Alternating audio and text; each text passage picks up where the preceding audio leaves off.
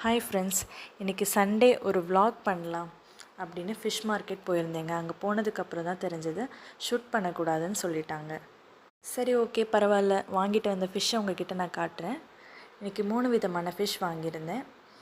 மடவை மீன் 1 kilo 200 ரூபா, எறா இது 1 கிலோ 200 ரூபா, காணாங்கத்தா 1 கிலோ 100 ரூபா அப்படின்னு இன்றைக்கி 500க்கு ஃபிஷ் வாங்கியிருக்கேன். சென்னையில் எப்போவுமே ஃபிஷ் ரேட் அதிகமாக தான் இருக்கும். இது மார்க்கெட் ரேட், அதனால் கொஞ்சம் கம்மியாக இருக்குது. நீங்கள் உங்கள் ஏரியாவில் ஃபிஷ் ரேட் என்ன அப்படிங்கிறத கமெண்ட்டில் எனக்கு சொல்லுங்கள். ஃபிஷ் எல்லாமே ரொம்ப ஃப்ரெஷ்ஷாக இருந்தது.